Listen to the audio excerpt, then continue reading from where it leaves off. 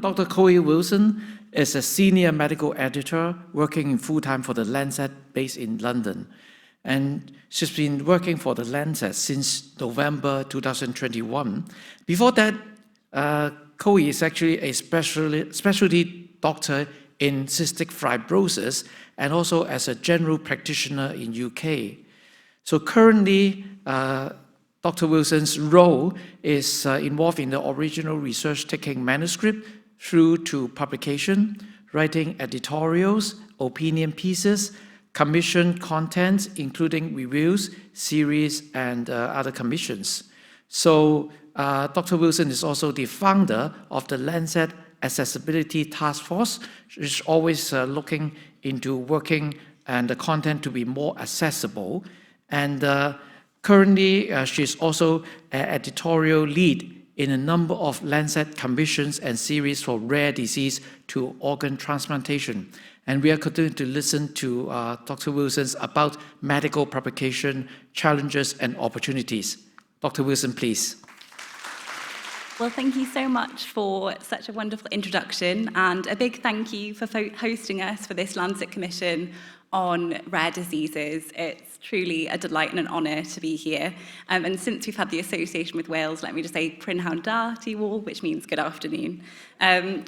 So I suspect that I already have an audience that are very engaged with medical journals, but if you wouldn't mind indulging me just for the next few minutes, could you raise your hand for me if you have read a medical journal, let's say in the last month?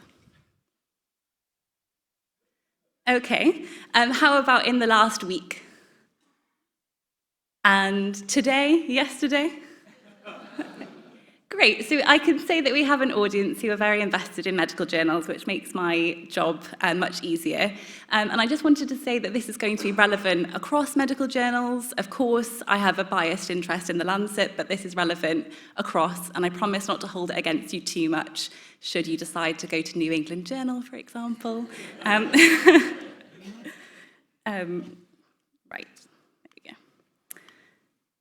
So what we're going to cover. So I think that most of you, I probably don't need to do too much convincing in terms of the point of medical journals, but I think it's still important, particularly as we're accelerating towards this new age of AI, where Google is answering all of our questions, even quoting from journal articles and things, to truly convince you that there still is a role of medical journals. And then I wanted to give you some of my insights and some tips and tricks for publishing success. Of course, there's no one recipe for all, but there are some key things to bear in mind. And I just want to say anybody can get a publication in the Lancet. And putting that out there, that it's something that is not an unattainable goal. It is something that everybody can do. And I hope that's a message that is distributed across and within your students and things as well. If you're passionate about a subject area, you can definitely get a publication in any major journal. And then I was just going to, if we have time, to tell you some of the challenges that we face on a daily basis that keep me awake at night. So what's the point of medical journals? Well, they've been around since the 1600s. The Lancet's been around since 1823. So we've been going for 200 years already, and I hope that we'll continue for at least 200 more. So certainly we have a role, I'm sure everyone would agree, in publishing research. And bear in mind what you see in the Lancet and the general medical journals is a carefully cultivated collection of work. So we certainly don't publish everything that we receive. So it's already been through hundreds of eyes to really put to you as a medical audience the papers that we think are going to be the most truly impactful or going to have the biggest change on medicine. Now, the second role, I would say, is we certainly have a role in leadership and in setting the norms and the trends across medicine, because we all know, rightly or wrongly, often journals do play a part in the publish or perish atmosphere that there is within academia, but it means that we have the ability to make change and make good research. For example, if journals have a policy that all clinical trials need to have been registered on clinical trials format, and we have a strict policy against that, it really can make changes to the way that research is being conducted in a better way for patients. and also bringing attention to many of those neglected issues across medicine is a really great way for us to highlight some of the problems that we're all facing. And different journals have taken different roles in this. The BMJ, which is the British Medical Journal, they have taken perhaps more of a medical journalistic route, and they actually have an investigations unit which brings attention to scandals and various problematic areas across medicine.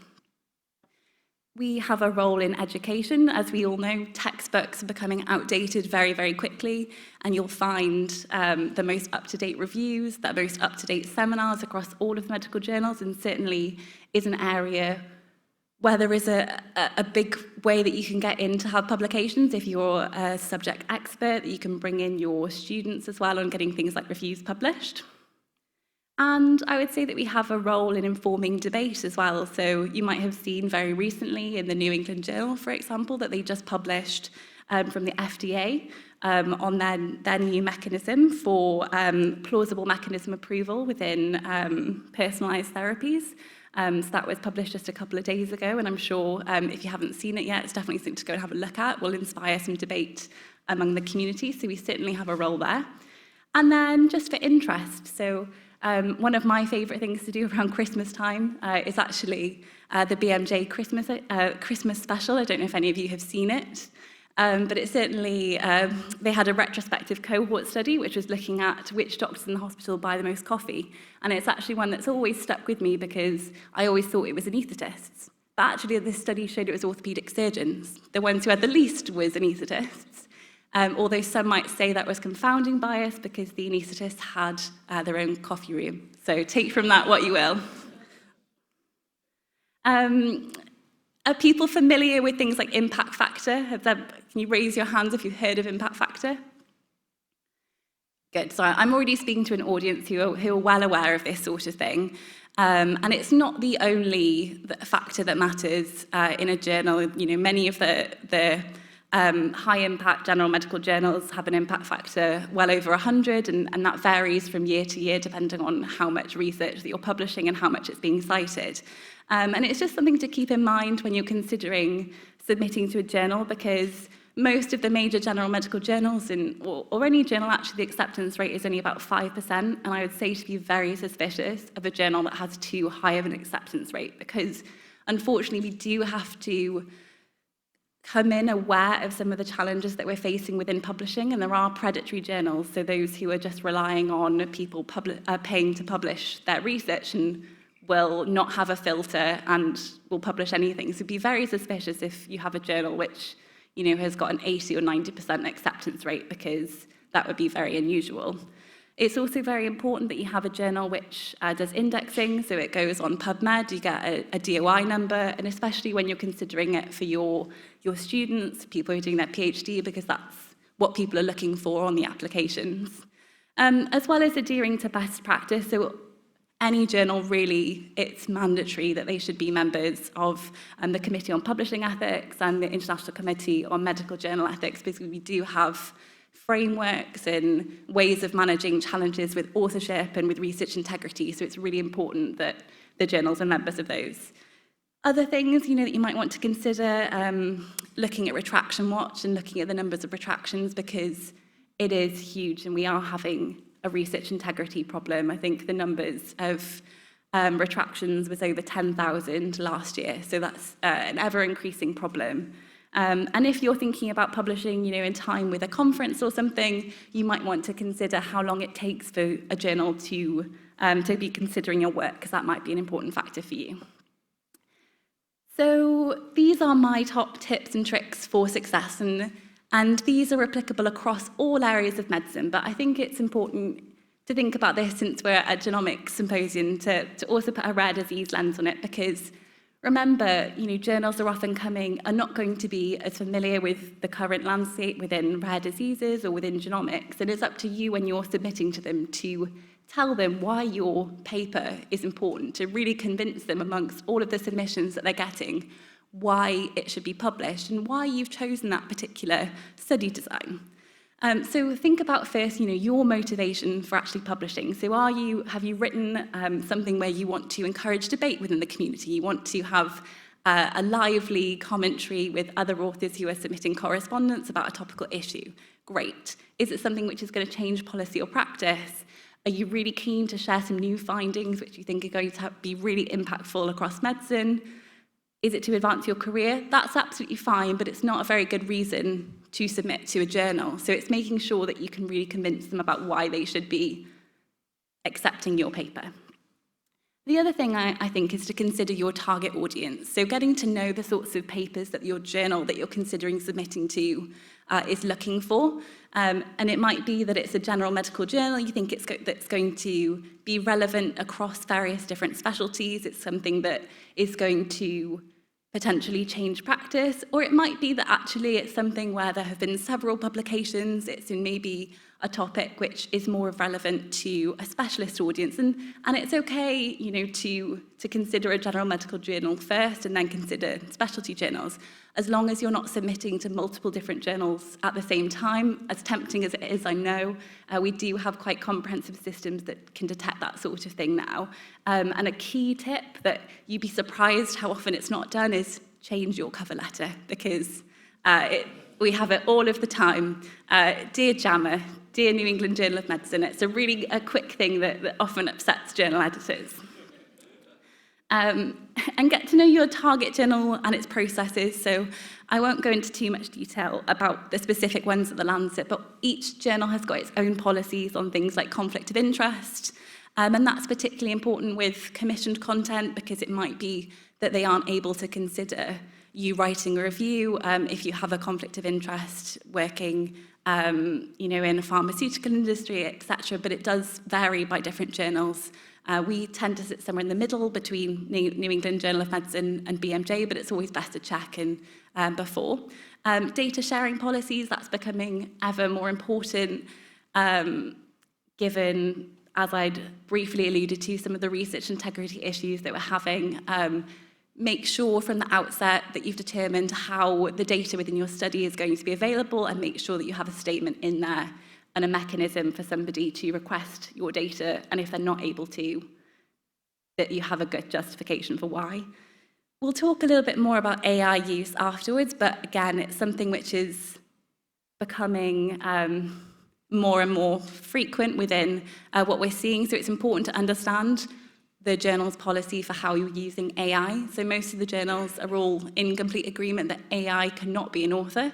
I mean, we've had many letters from AI, but of course, AI is not able to take full responsibility for any written work. So it cannot be used as an author, it cannot be used to generate data or synthesis, because many of the models that we have, we know that they are hallucinating, they're not reliable.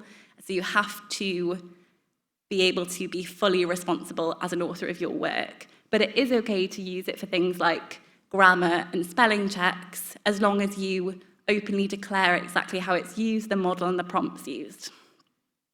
And then another thing is that different journals have got different post-acceptance processes. So at the Lancet, for example, it's quite comprehensive, because we have a whole assistant editor team who will go through the paper after it's accepted and make sure every piece of data in that paper, all the figures match up with the text, so it can take quite a long time, so it's important to be aware of the likely process afterwards. And I just wanted to share this so that you know, get a feel for the sorts of things that we do at the Lancet. So it's never one person's decision, essentially. When you submit a paper, we have someone asked me what my week looks like, and it's generally around our editorial meetings. So if we think that something should go out for peer review, we will all get together in an editorial meeting and discuss that paper in detail. We do it again after peer review. We could talk for a long time about peer review, but essentially, you know, it's never just the decision of the peer reviewers. It's never just the decision of one editor. We work on a collaborative basis so that we can all take responsibility for what we're publishing. So what I would also say is, please don't be afraid to contact the editor. We do get lots of emails, so sometimes it's important to give us a nudge about things, but if you're not sure, if you think that something may or may not be for us, it's always okay to get in touch. And that can also help with ensuring that you have a good understanding of what the target journal is looking for. So for us at the Lancet, we're often looking for something which is really very novel, so it might be the first paper of its sort. It might be looking at an issue for the first time. It might be something which challenges what our previous understanding was. It might be something which we're hoping is really going to change practice. It can be difficult because often we do have a tendency to like randomized controlled trials that are very big, that are very multi-center, and I can understand that that can be very frustrating within rare diseases. And that's why it's so important to write a very good cover letter to explain to the journal, this is why we've conducted the study in this way, this is how we can interpret it, and this is why it's practice changing, to really spell it out why it's important. So as I've said, definitely spend some time on that cover letter, because we do always read them, and it's probably one of the most important things to getting somebody to look in even further detail at your paper, really spelling it out, because often the editors who are looking at your paper for the first time, they might not be an expert. They certainly probably won't be an expert as much as you are on your topic. So write a good cover letter and spell it out for us what the evidence is before your paper, what your paper is adding, and even spelling out what the next steps might be. And if you've already sent it to a journal, then you can, we're not going to bias against you for sharing the previous reviews, particularly if you've already acted upon the feedback. That can be very, very important. And with anything that's commissioned, it's always really, really important to openly declare any conflicts. And these are, again, some of the things that are mainly related to trials, but making sure that you tick the criteria of your journal. So is it something that's been prospectively registered, making sure that there's ethical approval and informed dissent? Was there a data safety monitoring board? Probably telling you things that you already know, but there are often things that are missed, so it's important to get it right before you even start out on a study. So research integrity issues, we're seeing more and more issues related to this. Authorship issues that often arise, it might just be conflicts within the authorship group, and we often ask the authors to try and resolve that, and if they're not able to, it might be something that goes to the institution.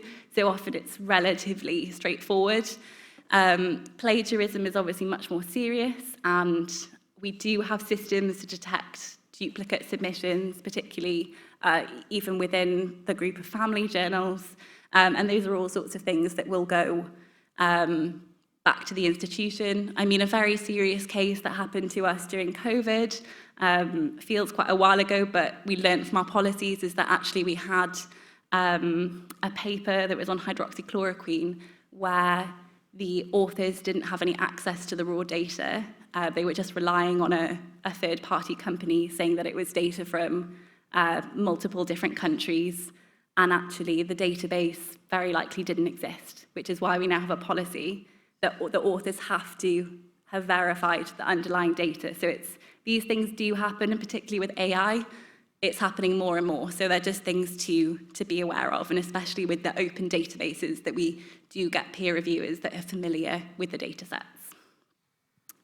Open access. What do people think of open access? Give me some nods or some shakes. Is it a good thing? Is it a bad thing? Are we not sure? Seeing a few nods, a few not sure maybes. And I would say that it's a difficult one, because I think we would all agree that the ideal and what we would really want is all research to be freely available to everyone, everywhere. But unfortunately, what has happened is that a predatory journal system has erupted around open access, where you're able to have a model where authors are paying to have something published, which can mean that you have journals that will then publish absolutely anything without that critical analysis and the critique. So we do have lots of really brilliant open access journals. It's just important, particularly for those who are newer to publishing, your students, to really go in with an open mind and to critically look at the journals that you're considering submitting your work to. Artificial intelligence, we already talked a little bit about this, but it's important because journals are constantly updating their policies around it. I don't think we're ever going to get to a place where AI is going to be allowed to be an author, but it's really important, particularly for us. We've had lots of challenges because we often have editorials linked to our articles. And remember, when you're using AI, it's a large language model, it's open, and it relies on the data that's being fed into it, and you shouldn't be inputting any unpublished data into an AI model.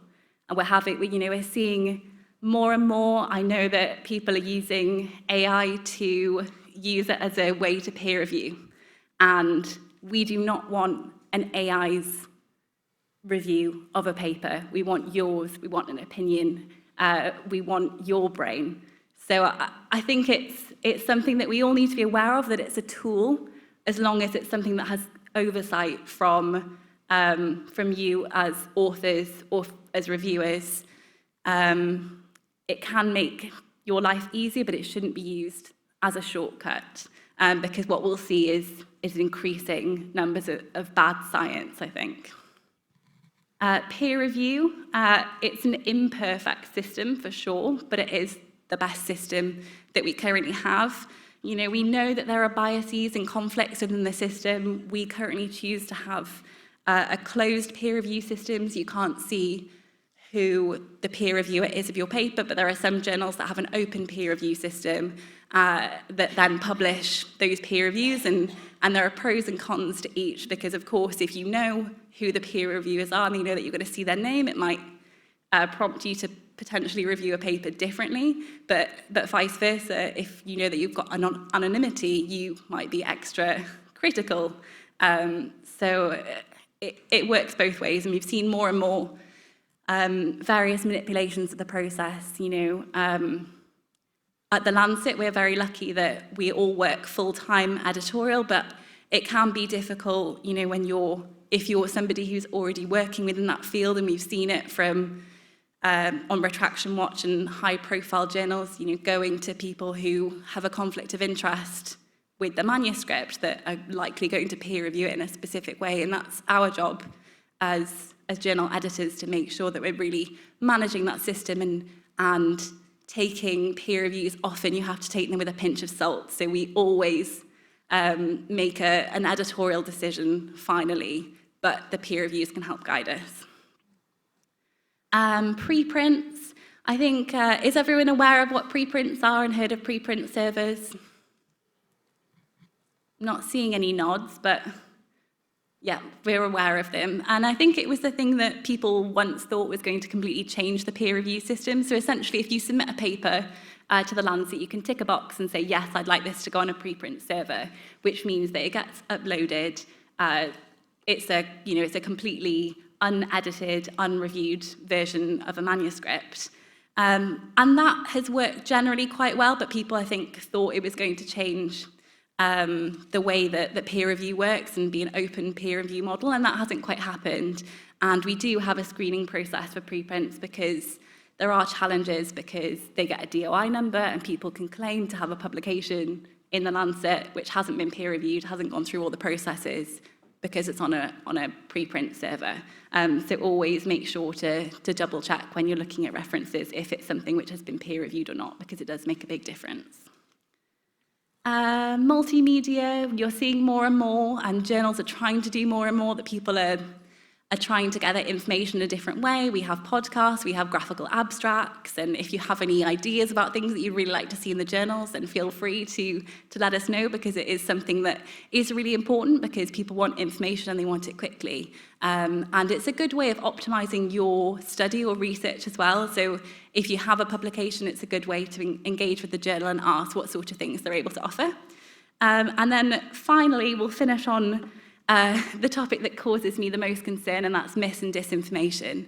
And that is the way that possibly your study or paper is picked up either in the mainstream news or possibly more worryingly on social media. And there are some topics that are ripe for mis and disinformation. It's often things like vaccines, women's health. And it's a very difficult one, because often, we're lucky that the Lancet is often a trusted source of information. You can know that your paper has been seen by often, hundreds of eyes, but the language and the interpretation really matters, and we do work very closely with the media to make sure that the studies are being reported fairly in the news, but very often it's happening more and more. You see videos picked up on TikTok, or one aspect of a study is pulled out, and it's something to be really aware of when you're writing your paper, of how it might be interpreted within the community, and to work with the journal and your community to make sure it's interpreted in the right way. And that's all from me. So here is my email address. If you ever want to get in contact about a publication in the journal or a paper, you're very welcome to get in touch, and I have not lived to regret it yet. So thank you ever so much. You mentioned about the difficulty in finding peer reviewers. I also serve on several journals, not as much higher impact as Lancet, but I also find it difficult as a co-editor to find good peer reviewers. Sometimes their quality varies a lot, and you have to also make a decision whether you use their comments or you actually ignore those comments. So in that perspective, you mentioned about AI. Do you think AI can actually help you as a kind of third party to help you to provide opinion about the papers? I feel very strongly that the answer is no. I think, there is a role for AI. Potentially, I know people will use it to give a summary of a paper, for example. But I think in order to be able to use it in that way, you have to have 100% trust in that model that the summary it is giving you is an accurate interpretation of that study. And at the moment, no model is good enough that it does that. So we ask, and all the main journals ask that you do not use it in your review. But I know it's very difficult to find the time to do peer review.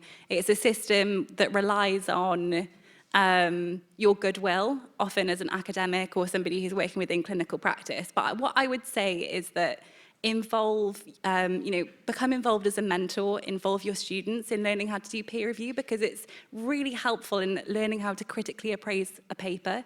And it's key, often I remember when I was a medical student, it used to strike fear in my heart to have journal club.